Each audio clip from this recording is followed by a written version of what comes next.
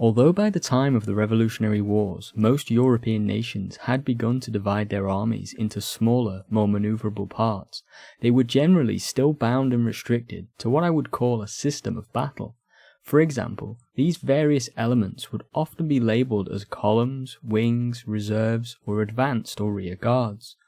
This meant that these troops were effectively still being viewed as having a set role within the military structure, and frequently the composition of these forces would be representative of the role they were supposed to be playing.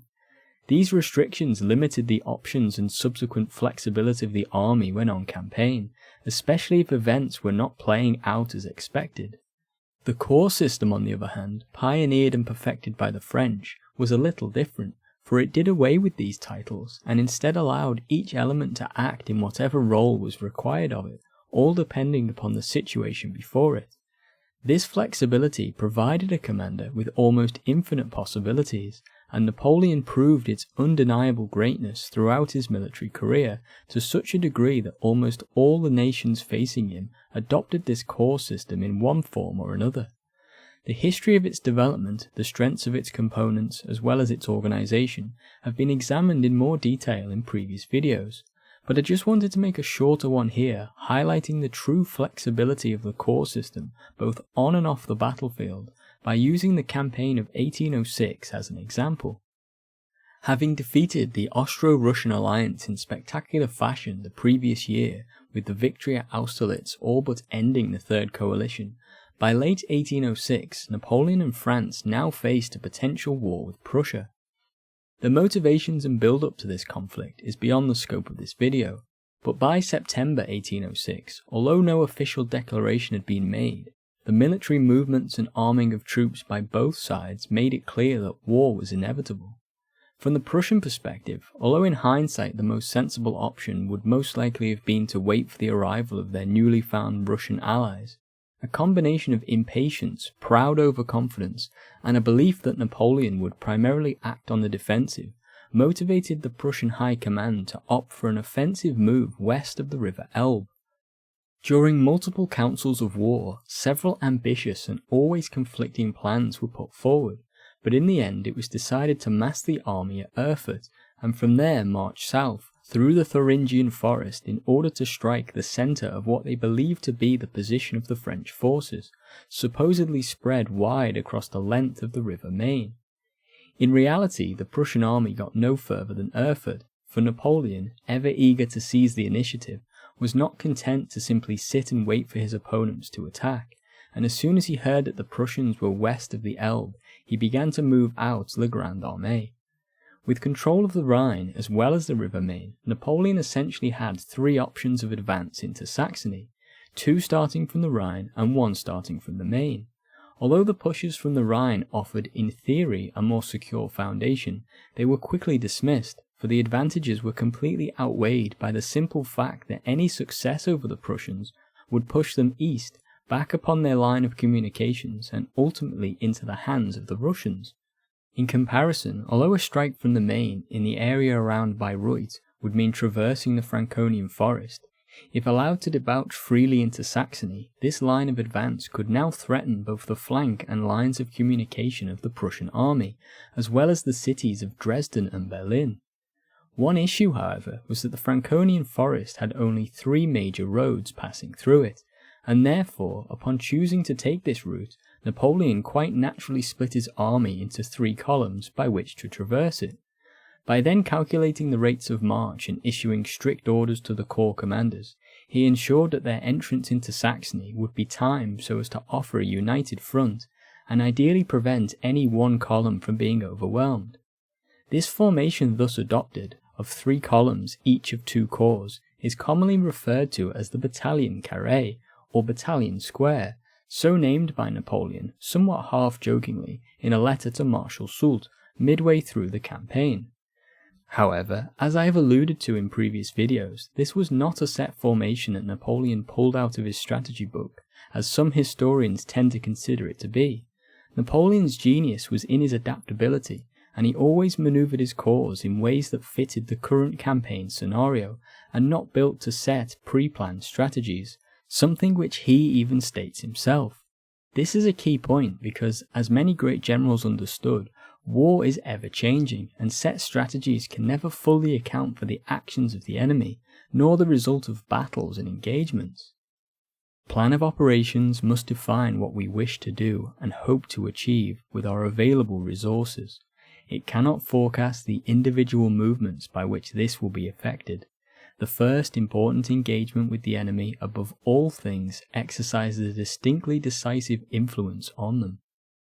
This battalion carré, therefore, was merely a precautionary formation designed by the necessity of the specific campaign, and as we shall see, its symmetry was quickly lost upon moving into Saxony. However, what this formation does enable is for us to get a clearer understanding of just how flexible the corps system could be, and why the formation adopted is rightly lauded as a brilliant conception.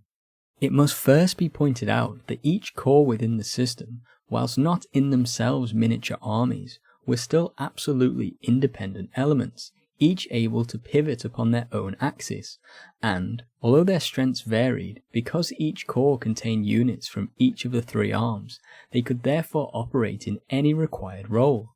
With this in mind, we can look at the battalion carré in its theoretical and symmetrical form and put it into a variety of scenarios to show what the corps system enabled Napoleon to achieve.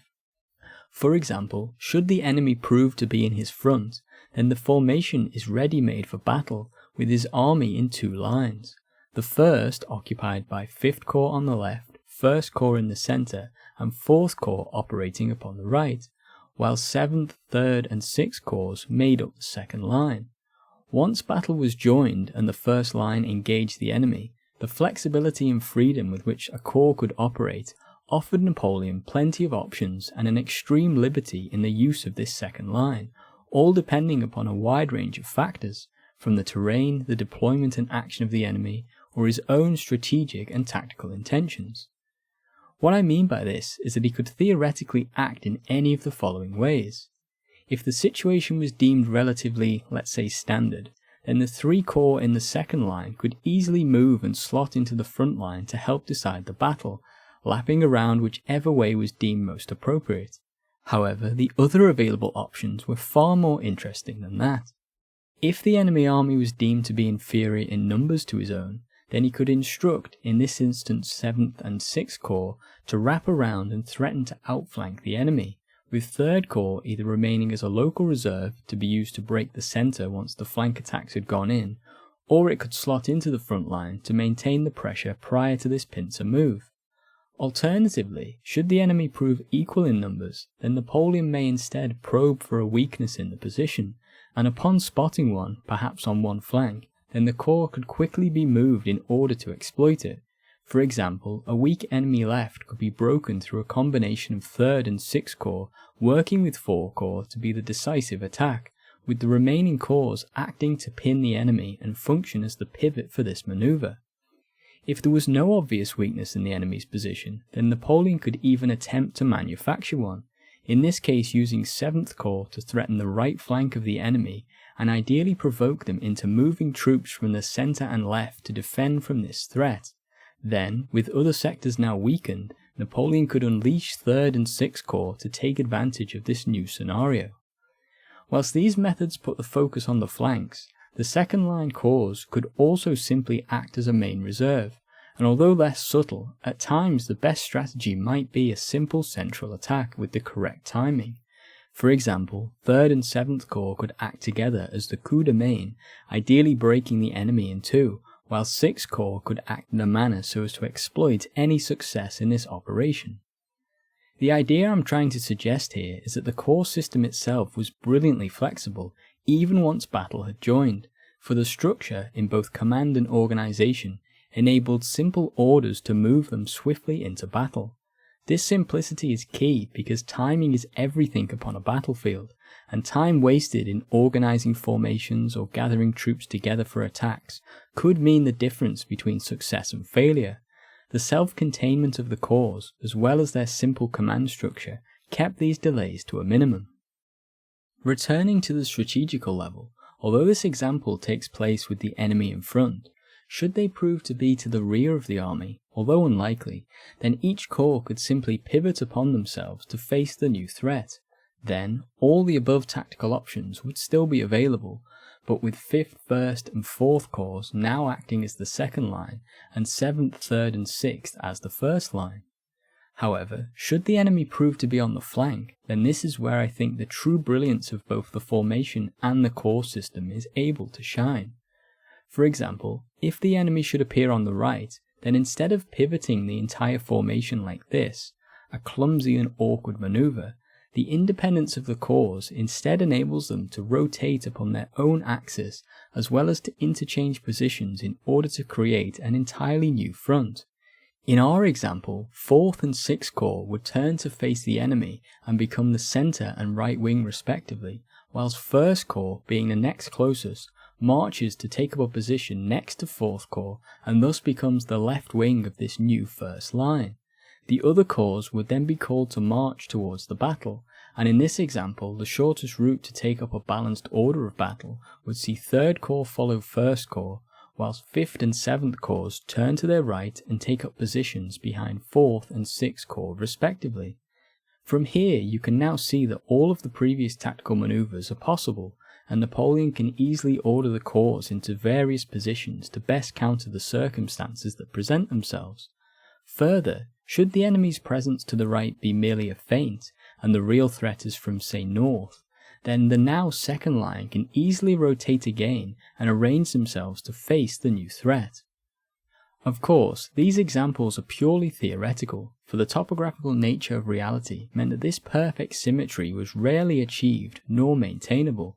Roads and towns do not adhere to strict parallels, and therefore a campaign map is more likely to look like this, thus forcing the corps to lose their balance within this strategical shape. However, the principles involved were still absolutely applied, and it is why Napoleon would ensure that the corps, when marching, were kept within supporting distance of each other to therefore enable these fast and flexible reactions to the ever-changing situation.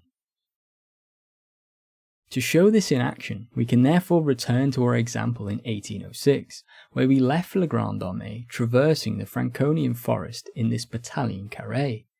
These three roads lacked lateral communication, and therefore Napoleon faced the potential of his columns being defeated piecemeal as they debouched the forest. But fortunately for the French, the Prussians were still in the vicinity of Erfurt and in no position to contest Le Grand Armée's entrance into Saxony. Come the evening of the 9th of October, the corps were in the following positions, and as you can see, the shape of the battalion carré was still very much maintained, but the orders issued by Napoleon during the night, as well as the actions that took place on the following day, would see the formation begin to alter. Generally, the corps still advanced in a northerly direction, but Marshal Ney's 6th Corps was ordered, instead of following Soult upon Plauen, to instead, after reaching Hof, to march upon Schliess, effectively falling in behind the central column. Napoleon's reasons for doing so were most likely because, although he still lacked credible information regarding the position of the Prussian army, the little information that he did have indicated that it was northwest of him, and besides, the Bohemian mountains seemingly offered good protection and prevented a strong attack upon his right.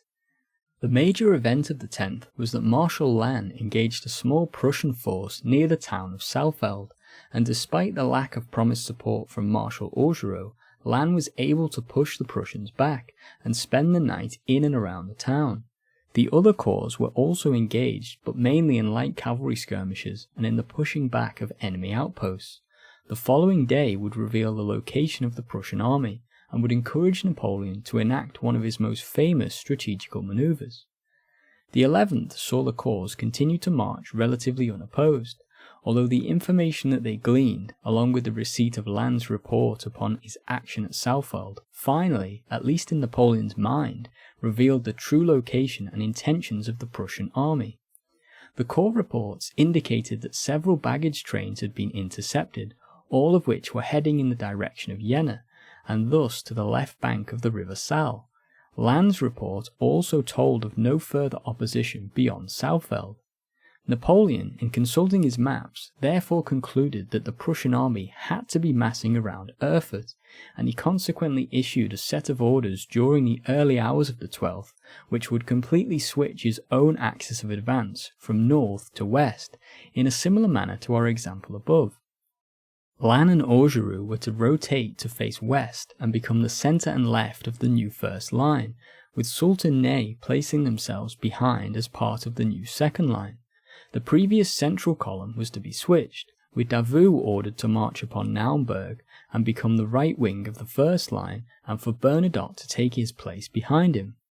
The reason behind this switch between 1st and 3rd Corps I confess to have not yet researched heavily enough to form a firm conclusion upon, but it seems to me that there may have been two possible reasons for it taking place.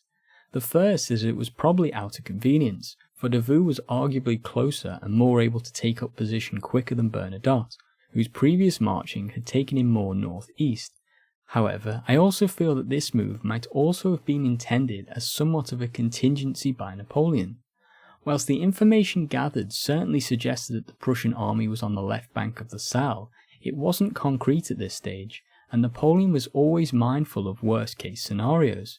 Therefore, potentially still wary of a threat from the north, by having Bernadotte march second, the flank of La Grande Armée was given much better protection than if he raced to Naumburg and Davout moved behind him.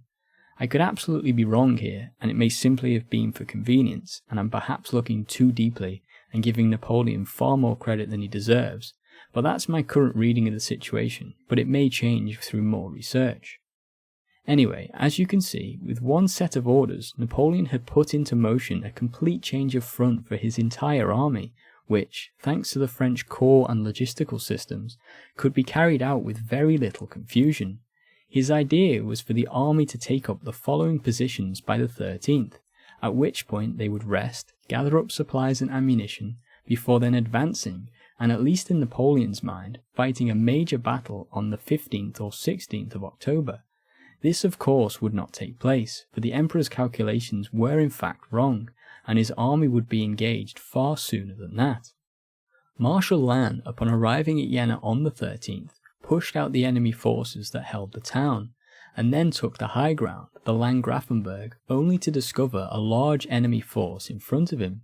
Like a good subordinate, Lannes immediately informed the Emperor, and began to hurry his forces up to the heights.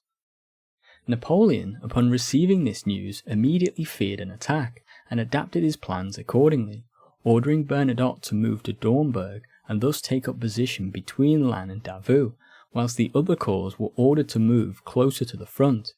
He then rode to Jena to assess the situation for himself, and on the evening of the 13th he began to issue orders for battle the next day.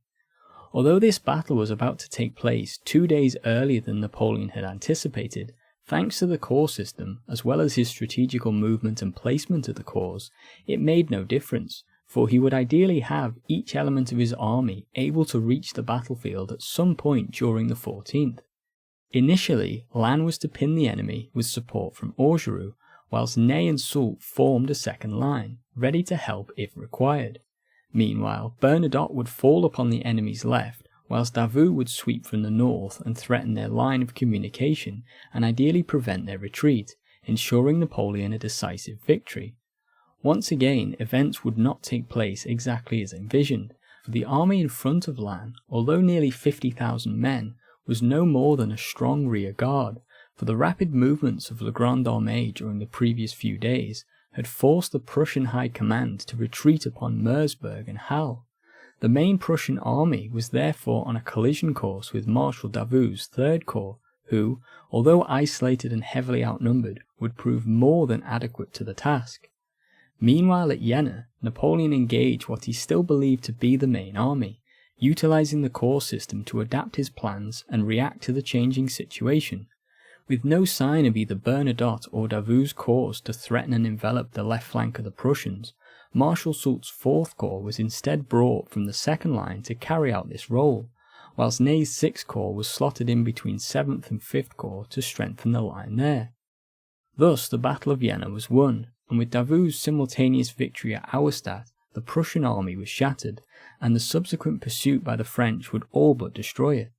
It was a victorious campaign enabled by the flexibility of the corps system, and the turn of front of the entire Grand Army from north to west during the 12th of October emphasised the possibilities of such a system in the hands of a master.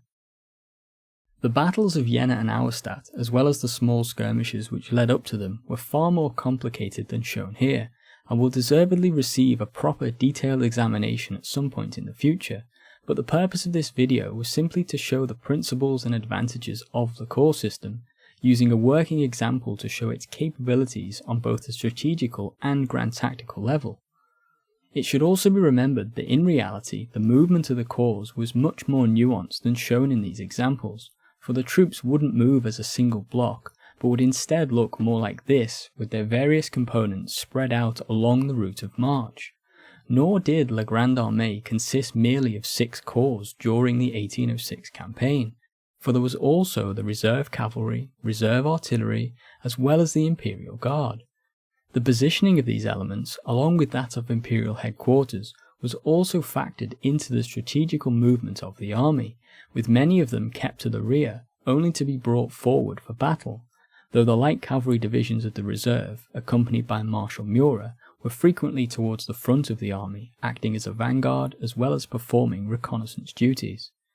However, in spite of these additional factors, the core principles outlined above remain true, and hopefully these examples help to show just how much tactical flexibility the corps system offered, both on and off the battlefield. Until next time, thanks for watching.